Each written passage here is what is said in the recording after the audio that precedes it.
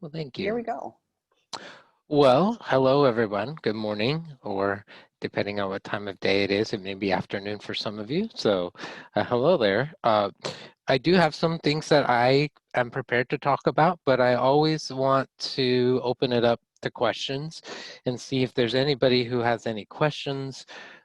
Now is a time to ask, and if you don't have any, that's okay. But I do want to let you know that is an option. You can, the best way to do it is to ask them in the Q&A box. You can do it through the chat, but either one, but Q&A, it helps me and Tammy stay on track a little bit better. So if you do have one, then that'd be great. And if you don't, that's okay too. So I'm going to share my screen. Oh, can you enable my ability to share the screen?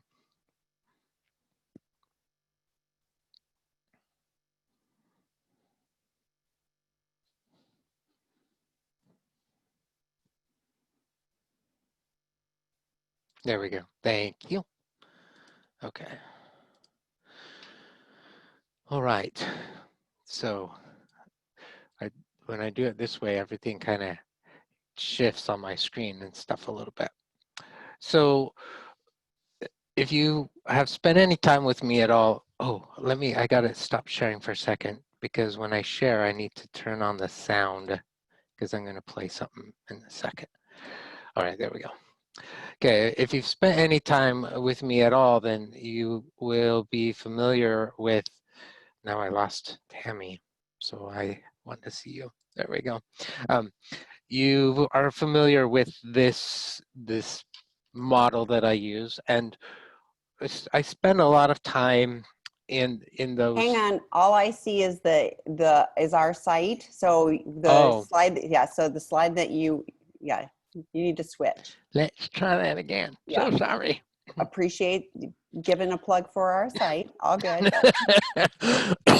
There you Yes, go. Now I see it. Okay. there you go. It's yeah. Okay. So here we go. Sorry, technical difficulties today. We just go with the flow. All right. So this is the model, and we've done other podcasts or webinars about that. So I don't want to spend a whole lot of time with that. But a lot of the reason why people decide to go to 12-step or go to a group or reach out to a therapist or whatever is because they're spending a lot of time in that purple ring on the outside. I call those the mutated emotions. Our core emotions of anger, fear, and sadness have mutated into those darker emotions, and then they want to have help. And so then, as we've talked about, what is the root of all of that? What are the attachment wounds that are at the root of all of that? And and how does shame and the shadows of shame hijack all of that?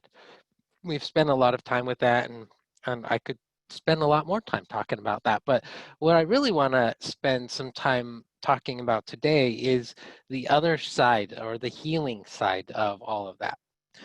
So just a little bit of a biology session, and I don't want to bore everybody, but there's the limbic brain.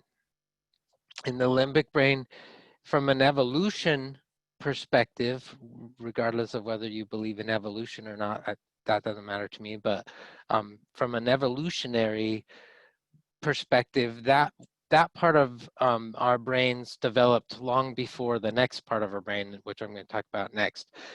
It's where our emotions take place. It's where our anxiety, it's where our survival part of our brain is stored and operates. And so it is the part of our brain that's sometimes what we call the unconscious level of our brain, but it's the part of our brain that's always wanting to make sure that we're safe. It's the part of our brain that reacts when it senses danger. It's the part of our brain that when we're sad or depressed, that part of our brain is the part that's active. And in my work, this is the part of the brain where the shadows of shame operate. So they are operating in an unconscious level, and they're doing it because they are wanting to keep us safe. And they don't do a great job. They really make us feel like trash when they're running our life, but they are operating from this part of our brain. And part of the reason why I give them names is so that we can have some awareness of it and we can walk through it, and we can have some power over it. But they are operating from this part of our brain. They don't want us to experience pain. They don't want us to suffer. And so that part of our brain is active a lot of the time. But there's another part of our brain. Well, where'd we go? Okay. But there's another part of our brain that is really important for us to use. I don't know if this statistic is true, but they say that we only use about 10% of our brain power. I don't know if that's actually true or not true, but that's what people say. But what I do know is that when we're operating from this limbic system place, we really aren't operating from our highest potential as individuals. And because of that, then our relationships suffer. Our ability to connect with each other is more challenging. Our ability to problem solve is significantly diminished. Our ability to handle conflict doesn't work out that well, because if you think about it, if our shadows of shame are hijacking all of those, then we aren't operating in our fullest, healthiest potential. And so what we want to be able to do is figure out, how do we recognize that there's pain going on, and then how do we move ourselves into that place of peace? And when we do that, we then activate the neocortex, which is the outer part of our brain. We activate that neocortex where we are creative, and we're curious, and we problem solve, and we have empathy, and we have these higher abilities to be able to do things that really, frankly, only humans have the ability to do. Yes, animals can feel and all of those things, but they don't have the ability to do what we have the ability to do because of our neocortex. We can plan and problem solve in a much higher capacity. But a lot of times, especially when those attachment wounds have been smacked, we are right in our limbic system place. We're not accessing this bigger place, and then the shadows of shame are operating all over the place. And so when we talk about, well, what can we do to tamp down those shadows of shame? What can we do to make them be quiet? What we really need to be able to do is step into this part of our brain, because it's the amazing part of our brain. It's the problem solving part of the brain. It's the loving part of our brain. It's that amazing part of our brain. If you're familiar with dialectical behavioral therapy, Marsha Linehan developed that. She developed that for individuals who have borderline personality disorder, and she talks about the difference between wise mind and emotional mind and logical mind, and she talks about this wise mind part of our brain, and that is the neocortex. When we really are able to activate it, we're in that wisdom place. And I love the Serenity Prayer because it talks about the wisdom to know the difference, to be able to tap into our wisdom and tap into our knowledge and access. So I want to be able to give you some tools and techniques of how we can do that.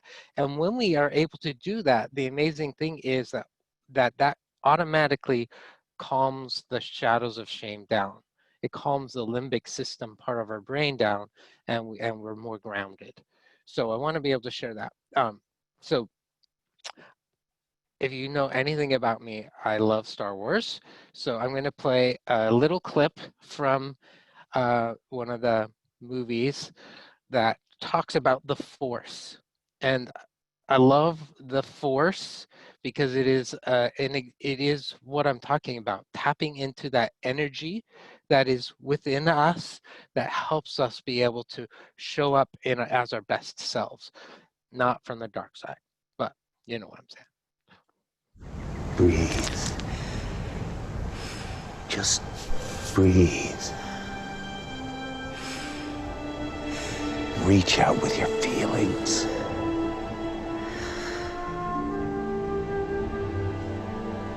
What do you see? The island. Life. Death and decay. that feeds new life. Warmth, cold, peace, violence, And between it all, balance, and energy. A force. and inside you, Inside me, that same force. So I love that she's able to connect with the energy all around us, but she also recognizes that that same force is within her. And that's the truth about you and me as well. So I want to be able to walk us through some ways to be able to connect with that and help us be able to tap into that wisdom that's within each of us as we do so. So one of the things that you see Ray doing, and Luke is teaching her how to do that, is just practicing awareness, practicing listening and paying attention to what's all around us. One of the movies that I ask the guys in my group to watch is The Peaceful Warrior. And I can't remember the name of the guy who wrote it, but it's based on his real experiences at Stanford, I believe, as a gymnast, and he meets this guy named Socrates who has a completely different view of the world than he did. And Socrates is teaching him some of these same concepts. And there's a moment in the movie where he's trying to tell Dan Millman is the name of the author. He's trying to tell Dan, you got to pay attention. And Dan says, there's nothing going on. And then Socrates grabs him by the shoulders and has him just like start noticing. And they're in a park area, and he notices that there's somebody playing frisbee with their dog, and there's another couple over here that are kissing, and he can hear the insects, and it's just getting grounded. So it's a really simple. Most of these techniques are not that complicated, but they're simple. But what I want you to do is just take a moment and just close your eyes and take a deep breath. And as you are just breathing, just pay attention to your breathing as it moves in and out. And breathing in and out. And breathing in and out. And as you're doing that, just allow yourself to become a little bit more comfortable and a little bit more relaxed. And this is a strategy that sometimes we do when someone has been triggered. We call it the 5, 4, 3, 2, 1. So when you're ready, I want you to open your eyes, and I just want you to look around and notice 5 things that you see. So I'm going to have Tammy do that as the participant, because I can't see the rest of you, but the rest of you just do the same thing. Just look around and 5 things that you see.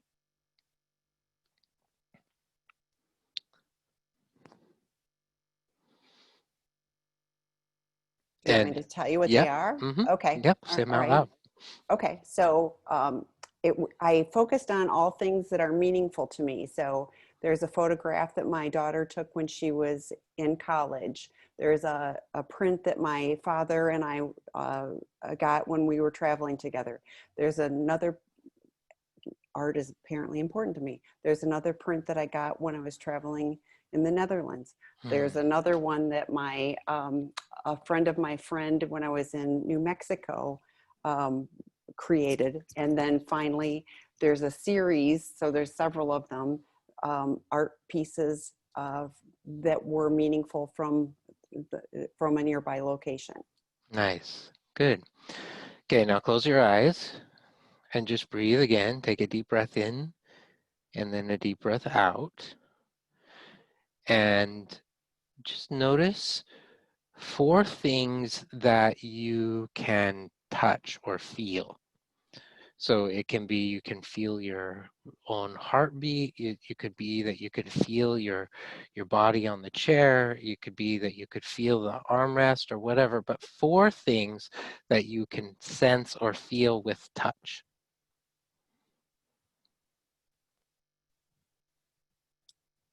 So I fell today running, so I was keenly aware in that moment of my boo-boo on my elbow because I was paying attention. Ouch. I feel the air conditioning. I feel my sits bones on the very hard chair that I chose. And I feel the firmness of the table that's in front of me. Nice. Okay. Close your eyes one more time and take a deep breath and let it go. And this time, just pay attention to 3 things that you can hear.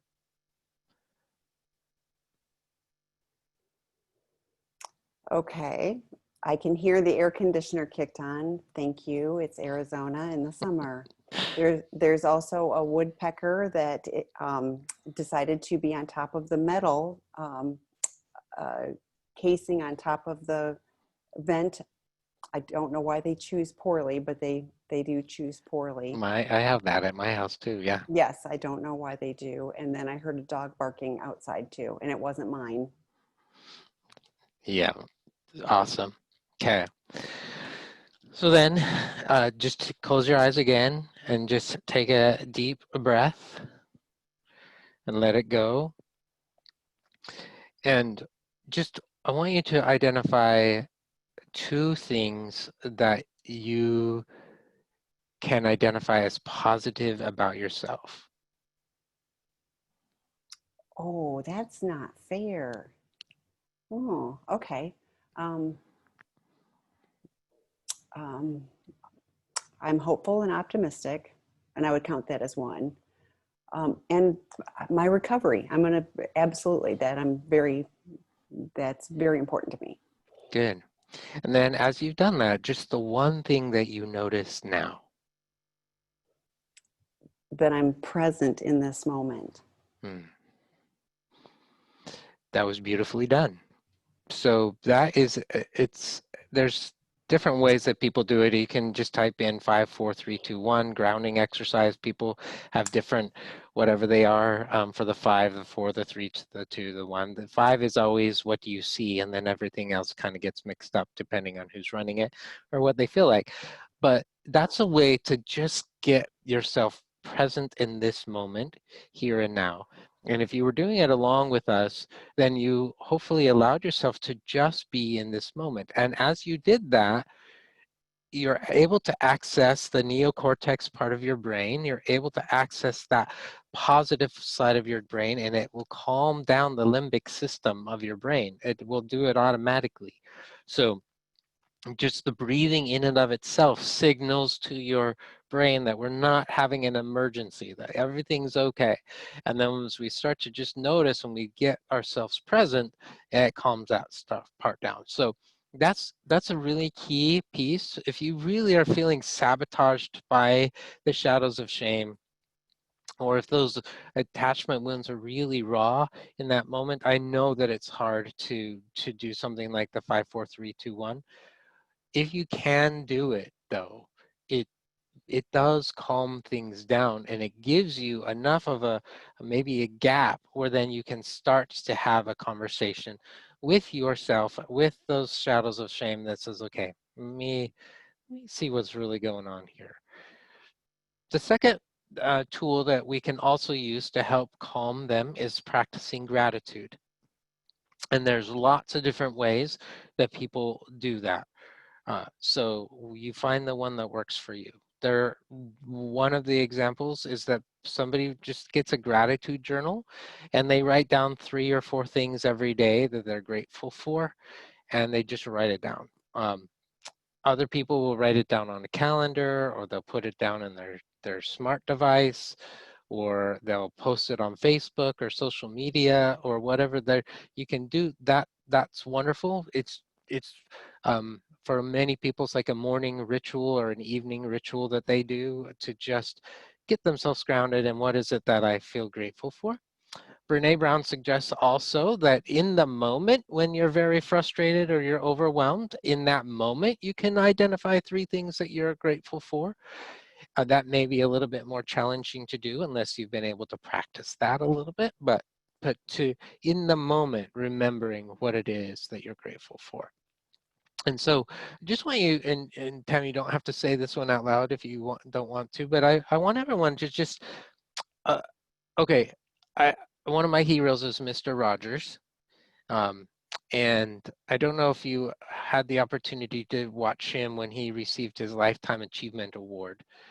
He got up on stage and he thanked everybody for his opportunity. And then he did something that apparently he does, or he did frequently, which is he said, all of us have been able to be where we're at today because of other people in our lives who have made it possible, who have blessed us, who have strengthened us, and made it available to do it. And so he says, I want you to take, and in his case, it was 10 seconds, but he usually does it for a minute.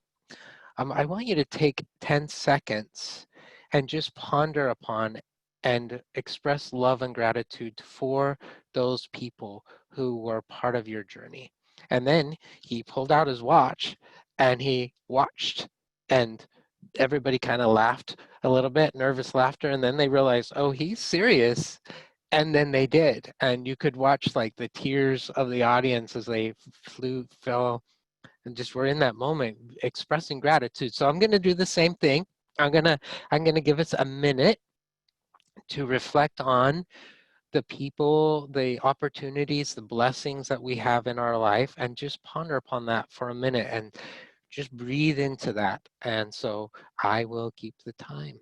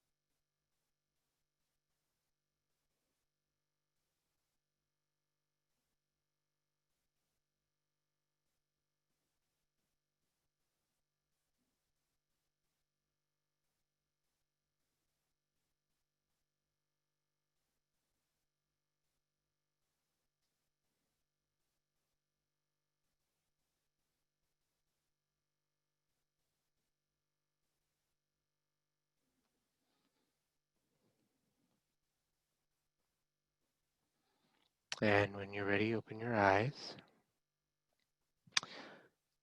How did that feel? There were some people in there, like it felt like I was watching a race run by, like just all the people that you're trying to see. And there were some people that I hadn't thought about in a long time. And I was like, I might have to reach out to them. But yeah, there's just, gratitude is one of the things I find if I'm grateful, I cannot be, angry and upset and everything else. So it's one of the key tools I do use. But it was interesting because of being intentional that there were some people that I hadn't thought about in quite a while, but was able to be grateful for them and as part of my journey. Wonderful, thank you. And I'd love, I know if anybody wants to just put in the chat box if they did that with us, what that was like. I won't read them out loud. I won't say, but it'd be wonderful for me to be able to see if you were willing to do that or tried that, what it was like for you. So please feel free to put that in the chat box if you want. You can do it chat just to panelists, and then that would be, we would be the only ones that would see. I was thinking too, when you were talking about, it's hard to do it in the moment. but I think the more we practice this when we're not in one of those, shame-filled, challenging spots, but if that's one of the things that we just do, then it's something we fall back on because we know it works for us. You mentioned the Serenity Prayer earlier, and like I have used that as a mantra, where like I'm just saying it over and over and over again, and I feel as I'm breathing into it, and then I get the clarity of I don't have control over anything else. All I have control over is my actions and reactions to whatever it is that I'm distressed about. I was going to say that's causing me distress, but it's really that I'm getting worked up about. So when I'm able to just like you said, pull back and get to the thinking part of my brain, but I had to practice that when I wasn't in those highly agitated moments in order to be able to go to it. Yeah, and it is practice. It is always practice. I Speaking of Mr. Rogers, I don't know if you know, but I actually met him. I was getting my master's degree in social work in Pittsburgh, and I remember I grew up in Utah, and we were moving to Pittsburgh, and I told my dad, wouldn't it be amazing if I ran into Mr. Rogers? And he's like, yeah, but if you do, don't bother the man, whatever. I'm like, okay. The thought of actually meeting him was like, didn't think it was happening. But it was about a month before we were moving from Pittsburgh to Arizona. And it was Christmas time, and a friend of mine was having a concert. He was the choir director for Duquesne University, and his wife has a beautiful soprano voice, and she was the guest soloist. And Mr. Rogers loves music, and he loved to hear Carolyn sing. And so whenever she was singing and he knew about it, he would go. I didn't know any of that. So I'm sitting in this like Unitarian church with these big cathedral, like arching ceiling, and just looking around at the architecture, listening to the beautiful music. And I look behind me, and there is Mr. Rogers, like 25 feet away from me. And I elbow my wife, and I'm like, hey, Lisa, there's Mr. Rogers. And she looks, and she's like, oh.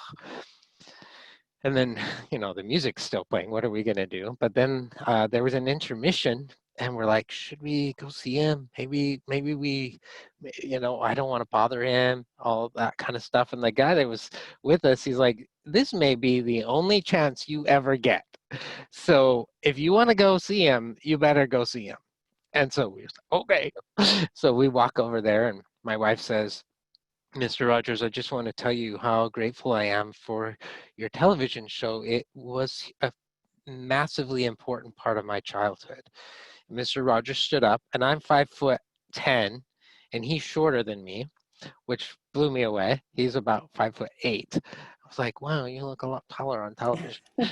But he was so gracious and kind, and his wife was right there, and he began to talk to me and Lisa, and just wondered what we were doing in Pittsburgh. And I told him that I'm a therapist, and he blessed the work that I do, and I'm grateful for that. And then as we were almost wrapping up before the intermission ended, he said, I want you to know that people are simple and deep, but the world makes us shallow and complicated. So the things that I'm teaching you today, the things that I'm wanting to go over, they're very simple. They're very simple exercises, but they have deep meaning, and they have a deep impact in our lives if we let them. The shadows are very complicated, and they're very shallow. And when we listen to them, our lives become very messed up. If we try to do everything that they say, it becomes very complicated and messy. And that's part of the pain. And then ends up, when we follow them, we end up betraying ourselves, or rejecting ourselves, or abandoning ourselves, those attachment wounds. But when we really are able to stay grounded and do the simple things, man, we can have a deep experience. And so I wasn't planning on sharing that, but I'm glad that I did. It's one of the events in my life that I'm most grateful for, and the lesson that Mr. Rogers taught me about just remember that, keep it simple, and realize we really are deep people, deep creatures. There's a lot of meaning in our lives. So the next exercise that you may want to try is positive affirmations. And full disclosure, I hated positive affirmations. I thought they were so dumb. Like, these are lame. Like, the guy Smiley on Saturday Night Live, I'm important, and gosh darn, people like me, like, whatever. But there is some power to it. There is actually some power. It does rewire our brains. It activates that neocortex part of our brain. But a lot of the reason why I think that some people have a hard time with a positive affirmation is that they don't believe it. And so they feel like they're lying to themselves. So it actually is a sabotage of them when they say, I know that I matter, I know that I have light, I know that I have meaning, and they write that on their mirror and they say it, except that they don't believe it. Their shadows have hijacked their life so much, and those negative core beliefs have been written on their hearts so deeply that them saying it just feels like a diatribe. It just feels very superficial. And they're like, oh, I don't think that this is true. So I tell people, let's try it for a week and just notice how it feels. And if it doesn't feel authentic, then I'm going to share with you what I do next to help them be able to get better in that place. And it starts with, even though I even though I don't feel like I have meaning and purpose in my life. So the positive affirmation would be, I have meaning and purpose in my life. So that would be the positive affirmation. And if it doesn't feel real, then we're going to put some words in front of it. So even though I don't feel like I have purpose and meaning in my life, I am open to the possibility that one day I will connect with that. So even though, whatever your positive affirmation is, I don't believe, blah, I'm open to the possibility that one day I will believe that. And when we put those words in place, I can't remember what the psychological term for that is, but it doesn't matter. When we put those terms in place, it feels more authentic. It feels more real, and people can then say that, because they don't feel like they're lying to themselves. So they feel like they're being honest, and their judge doesn't come and knock them upside the head and say, oh, you think you have life and purpose? Yeah, think again, buddy. It's, even though I don't feel that way, I'm open to the possibility that one day I'm going to connect with that. And just even doing that, the people who really believe in the law of attraction, those people, and I think there may be something to that. I'm not there. I think there's more than just believing, but they are saying you're setting an intention, you're creating an opening in the energy of the world to then set you up to be actually able to find that purpose and that meaning. So I I believe that that's true. If we just listen to the judge would just say, well, no, you don't have any purpose and meaning, and you haven't made a difference in anybody's life, and I don't even know why you're trying to do this, and you suck. But even though I don't believe that I have purpose and meaning, I'm open to the possibility that one day I will, breaks that apart. The judge says, okay, well, maybe that's true. I don't know. The impotent one may show up and say, well, no, you'll never. But I'm open to it. I'm receptive to it. I want that in my life. And that shifts things and helps activate the neocortex part of our brain and helps us begin to tap into creativity and curiosity in ways where the shadows of shame just shut all of that down. So positive affirmations, that's another one that you can use. Another one that is I use, and I try to do this every morning, and sometimes I do, and sometimes I don't, but I try to do it every morning, is just meditating. There's several apps that people use to do that, and many of them have a monthly fee or an annual fee that goes with it. what I tell people is go try out a few before you fork over the money. Go try out a few. There's several that my clients have used. Calm is one that a lot of people like. Stop, breathe, and think is another one. Headspace is another one. I like Insight Timer because Insight Timer has many meditations that are free.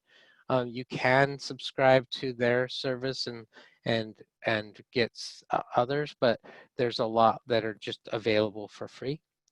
So practicing that and learning how to do that. When you learn how to meditate, the research shows that especially with people who have ADHD, when they learn how to meditate, even if they just did it for 10 minutes a day, they are literally rewiring their prefrontal cortex, and you can track it on a brain scan. You can see the difference in their ability to focus. And so what they're really doing is activating prefrontal cortex and the neocortex of our brain. They're activating that by meditation. And that a lot of people have the misconception that when you meditate, you're just supposed to sit there and you're not supposed to think about anything. And if that's your conception and you've tried it and then you probably, your judge came up and said, well, you totally messed that up, you failed. That's not what meditation is. Your brain is going to wander. It's the part of bringing it back to whatever you're focusing on. I'm going to talk about a particular style of meditation that helps with the shadows in just a second, but it's just bringing it back. So if you are doing a mantra version, Om, or saying a mantra, and your mind wanders off, then you come back and you say your mantra again. That's the power. If you're just doing like a mindfulness practice and you're paying attention to what's going on with your breathing, for example, and your mind wanders, you bring it back and you're paying attention to the breathing. If you're listening to a guided meditation and then you start to think about, well, I wonder what I'm going to have for lunch today, that's completely normal. And you bring it back and you pay attention. Every time you bring it back, that is the piece that is amazing with meditation. And as you do that, you're strengthening that part of your brain. And that's the power of meditation. And in the process, you are grounding yourself. And the research shows that people who meditate, they like Oprah, uh, uh, the name Clint Eastwood is somebody who swears by meditation. Hugh Jackman, Wolverine, and he swears by meditation. The guy who was Apple, and his name is gone right now, but he swears by meditation. They say that it enhances our creativity. It enhances our brain power, and they are much more. They have superpowers of intellect after they've done meditating. I had a client who was an older gentleman, and he was struggling with some memory and stuff, and he was playing one of those games that track your mental ability, and they would give you a score at the end. And then I taught him how to meditate, and every time that he would meditate and then played his game, his score would be like 20 points higher every time. So there is power in that. When you're meditating, that is another way of being able to strengthen the neocortex and calm the shadows down. So meditation is really powerful. Probably one of the hardest types of meditation is what's called Tongalin Meditation. And if you want, you can Google it. There's some examples of it. But Tongalin Meditation is that you are breathing in suffering and then you breathe out compassion. So, excuse me. So that sounds counterintuitive. You would think I want to breathe in compassion and breathe out suffering, like let it out into the universe, and that could do it. But this is different. It means that you are breathing in the suffering of, and I've done it many times where I'm just in my house and I'm thinking about the suffering of my children, or I'm thinking about the suffering of a friend, or I'm thinking about just right now the suffering of the world with COVID and the riots and um, the Black Lives Matter and the children who are being abused and all of that. I think about all that suffering. It's called Tonglen, Tonglen, Tonglen meditation. And And it is a little challenging to do. If you haven't practiced, if you haven't done any meditation at all, this probably wouldn't be the one I'd jump into first. But it is powerful, and there are guided meditations that are available that can walk you through that as well. There's actually one in the Finding Peace book, and if you get the audio version, there's an audio version of that Tongalin meditation in there. But you are doing a meditation, but what you're doing is you're imagining breathing in the energy of the suffering in the world, and then you're letting that connect with your heart. And I'll tell you something that helps me do this a little bit. And then afterwards you breathe out love. So you're breathing out like love and compassion to those suffering people. So what I do is I imagine that my higher power is sitting in front of me first, or the whatever your higher power is. But for me, my higher power is sitting in front of me and breathing in love to me first. So that's what I start with, is that I breathe in love and compassion inside. So I have that in there, even though I believe I already have that in there, but it helps with the imagery for me of bringing. And then I actually just kind of tried this the other day. I imagine that my higher power moves and is on either side of me and is holding my hand. And then together we're breathing in, and then I'll identify someone in my life who's suffering. And I will do the Tongalin meditation with them, and I'll imagine them sitting in front of me, and I'll breathe in their suffering and then breathe out love and compassion and blessings to them. And when I feel like I've done that enough with that, then I'll move that person. And pretty soon I have this circle in my mind of individuals who are all breathing in and out with me. And it's been a beautiful, beautiful experience for me. And I got to tell you, when I do that, there is no shadows of shame.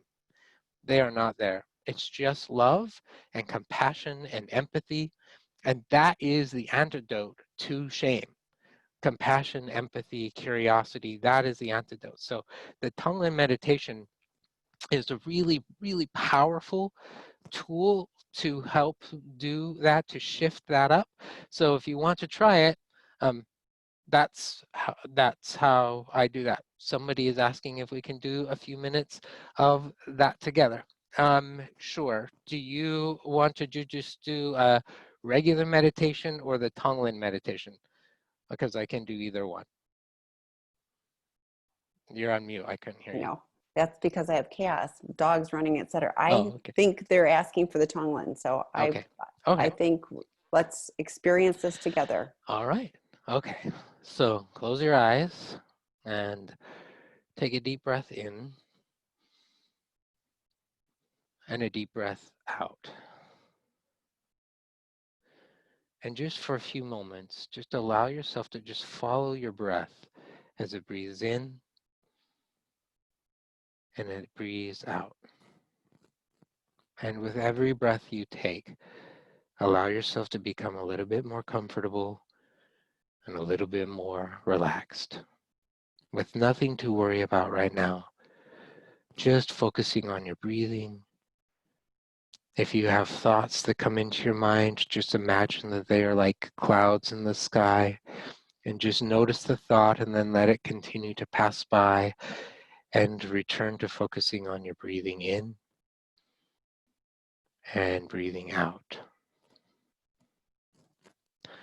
I'm going to do it the way that works for me, and I'll try to do it as generically as possible for you, because not everybody has the same concept of higher power. But I want you to just imagine that there's an entity of unconditional love. It can be a persona, it can be just energy, whatever color that you want it to be. And I want you to imagine that it's in front of you and it is just radiating unconditional love and support. And it helps if you imagine what color it is.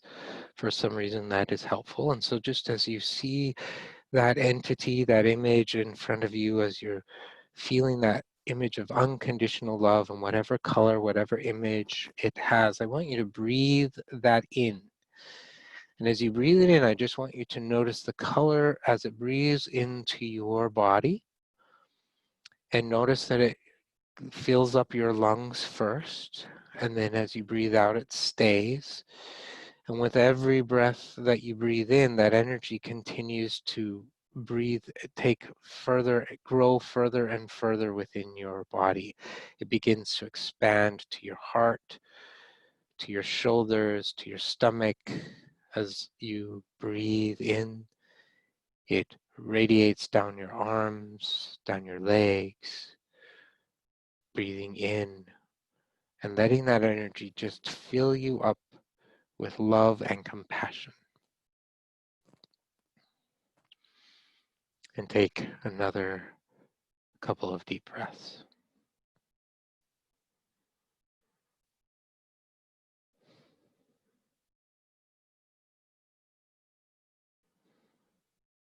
And now I want you to imagine someone that you know that is suffering, or a situation in the world that is suffering. It can be just your community that may be suffering from COVID-19, or the world itself, or someone in your own home. It can be anybody or anything that you identify as suffering, and I just want you to imagine that it's laid before you. And as you do so, I want you to breathe in their suffering. Just notice as it comes into your body, it's going to feel very different than the energy that you just felt with that love and compassion. But you're already filled with love and compassion. And so as it comes into your body, that love and that compassion mixes with the suffering. And in a moment, it shifts into light and love. And as you breathe out, you're breathing out love and compassion to that individual, and offering blessings to them, or that entity, or that whatever. You're offering blessings, and you're offering love and compassion and healing for that person. And then breathing in their suffering, and breathing out love and compassion. Breathing in their suffering, and breathing out love and compassion. And breathing in their suffering, and breathing out compassion.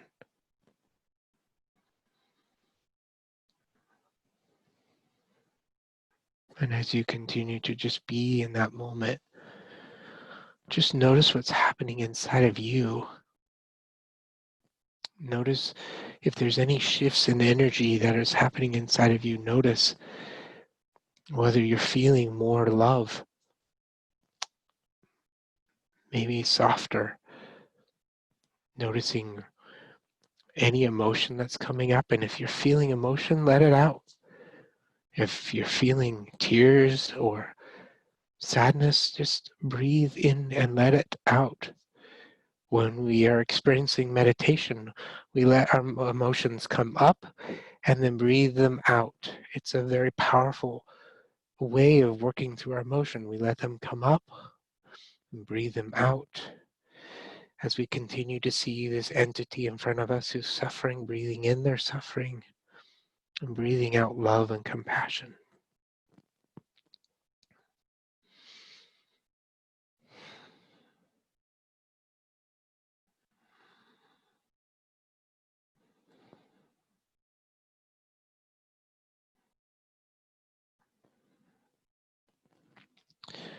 And when you're ready, you can open your eyes.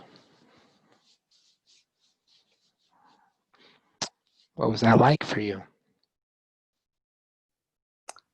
The colors were really vivid for me, and there was a shift when we transitioned to breathe in the suffering. It went from warm colors to cold, and then it was as it was mixing. But the longer we did it, then the compassion that I was breathing out was the colors that I had taken in from my higher power initially too. So yeah, and vary again in the moment. And feel at peace. Like when we first started taking in the hurt, like I could feel a shift, but then yeah, the calmness that followed, really very soothing. Hmm. Thank you for asking to do that, and I'm hoping it was beneficial for you. That's one way to do it. Another way to do it is just starting with your home and breathing out love to the room that you're in, and then all the rooms in your home, and then your community, and then your state or province or whatever, and then the world. Like, you can do it all kinds of different ways. So whatever, just experiment with it, play with it a little bit, see how it works. So when I started to doing the ring of people, that nobody taught me how to do that. That's just what felt like, and it was a beautiful experience. So that's beautiful, and I'm glad that you were able to do that. That there was a chat about how powerful that was for them. The last piece that you and I have talked a lot about is connecting. When we look at those wounds of loss, neglect, rejection, abandonment, betrayal, and abuse, those are all attachment wounds. Those are all disconnected experiences that we've had with the loved ones in our lives. And so part of repairing the breach is building those relationships with healthy people in our lives who can love us and accept us and be present with us, and we can do the same for them. And in the process, we can also practice that same kind of self-compassion for ourselves. We can start to accept ourselves.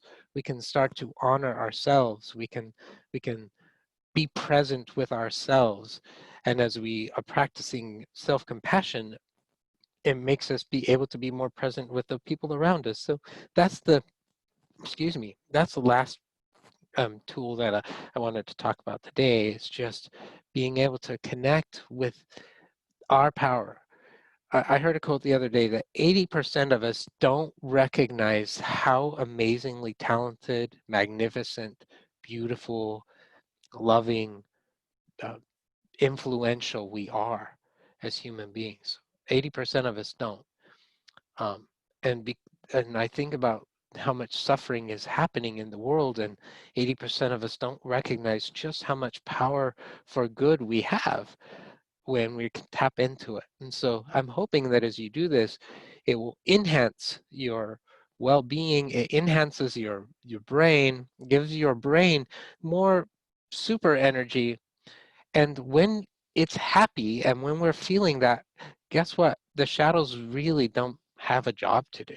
They just kind of wait in the background and wait for the next time that one of our wounds gets bumped, and then they'll march out again. But the more that we practice this kind of stuff, the less of a job they have, until they really don't show up that often. We've learned how to manage them. We've learned how to manage ourselves, and we've learned how to be more empathic, loving, creative, all those things, and successful in our lives. So hopefully that was helpful.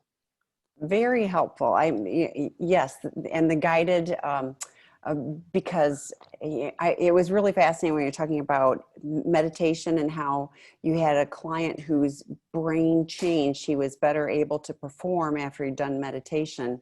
And I thought of some people I'm going to share that with, specifically too, with the intentionality. I have a fantastic therapist, and I met with her last week, and she suggested that she always invites me to do things, which is a really smart way for her to do that. But she invited me to be intentional about how I started my morning, and I did. I met with her last Tuesday, so from last Wednesday on, I have been intentional. The first things I do in the morning, I have things set out so that I can do that first thing in the morning. I don't just jump into my day. And wow, has that been, that has been a game changer. And I was like, how did I forget to do that? But I think we get caught up in whatever. So just, having that opportunity. and like you talked about, there's so many apps out there now. So trying lots of different things and seeing what's a fit, and it might be a fit for a while. And you go, okay, now I'm the meditation Zen master. So I need a higher level. Well, great. There's more out there. What I really keyed into that, we were talking about with a connection to is how many people reach out and, I mean, I get this all the time, from those struggling with addiction or their partners, and but the addict is stuck, and they're going like they think they can fix this on their own. And I just go, gosh, why do we keep thinking that we're the ones that got ourselves into this space? So the more we're in healthy connections with healthy people, we have the opportunity to change, and it changes our view of things too, because I said, this is the scariest spot, in me. It's the stuff that I tell myself. And so, I've learned to change the tapes. This is how old I am. I've learned to change those tapes. But you know how I did it? Because I had other people that I was connected with that were helping rewrite those tapes. And so, I wouldn't have made it if I didn't have those healthy connections. So that's on my gratitude. It's like all of those people that I saw, passing by, they were all part of, helping me, rewrite the messages that, that would get stuck in my brain otherwise. So It's beautiful. yeah, Beautiful. good stuff. This is really so helpful. I always write notes, and then I've got my little notes, and I'm like, oh, I have to share that with this person. I would love, with your with your Mr. Rogers story. I was like, Troy could write a blog about that experience and the simple and deep versus the shallow. I could. I would love to. I would love to see that. So that's an invitation. All right. Did I just send it to you then? I would love that. That would be Okay. fantastic. So, Awesome. Oh, we've got a question too. Let me quick check this. So, okay. There are so many rude people in the world, and my wounds were open today. Thank you for remembering this tool to be compassionate to self. Yes, yes. And I was thinking, it's so easy to focus on the rude people and get all caught up in that. But Well, I mean, just the controversy of people wearing masks, and I'm not trying to make a political statement about that at all, but the hatred that exists around all of that, and whatever the political reasons or whatever, but there are people who are legitimately afraid, and there are people who have legitimately lost loved ones because of COVID, and so they wear the mask as a way of either doing it because they're afraid, or they're doing it because they're trying to be kind to the other people who are afraid. And it doesn't, but the energy around that is just like, I think you're missing the point. How can we help heal instead of just hate? And so I hear that, and part of that is just, it's the Serenity Prayer all over again. God, grant me the serenity to know the things that I can do something about and the stuff I can't, and the wisdom to know the difference. What can I do? How can I be true to myself and loving and compassionate and kind? And let me start with me, and then radiate that out to the world around me. I couldn't have said that better. I think that's a great place to close. As I mentioned at the beginning of this, Troy was a guest on the In the Room Super Saturday Recovery Summit for July, and he's going to return in August and do another component there. So watch for that. But the video of his recording will be available on In the Rooms, I hope today. They thought they'd have that posted today. So, but thank you all for joining us. Thank you for. I hope you were able to be in a space where you could participate in the meditations and just the exercises. And Troy, I will look forward to your blog and seeing you I'll see you before at the Super Saturday Recovery Summit, but then I'll see you again in August for this. So Thank you so much. Thanks everybody. Bye-bye. Bye.